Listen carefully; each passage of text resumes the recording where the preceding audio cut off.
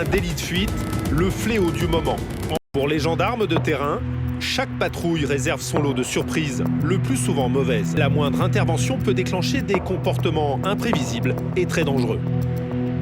22 h à Dijon, au QG du PSIG, le peloton de surveillance et d'intervention de la gendarmerie. Maxime, ce maréchal des logis-chefs de 30 ans, se prépare pour une longue nuit de patrouille. Maxime ne le sait pas encore, mais il va vivre une soirée mouvementée. Avec ses deux collègues, il décide de patrouiller dans une zone commerciale de la banlieue de Dijon.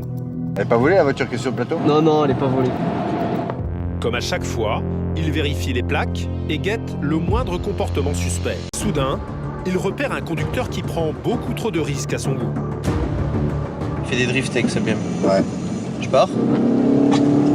Les drifts comprenaient des dérapages dangereux autour de ce rond-point. Il faut l'arrêter au plus vite, il pourrait causer un accident. Alors là, on a affaire à une personne qui est en train de faire des drifts dans le rond-point. Donc, premier danger, qu'il se mette lui en difficulté. Et deuxième difficulté, c'est qu'il vienne à percuter quelqu'un. Maxime suit la voiture à distance et problème, elle s'engage sur la voie rapide.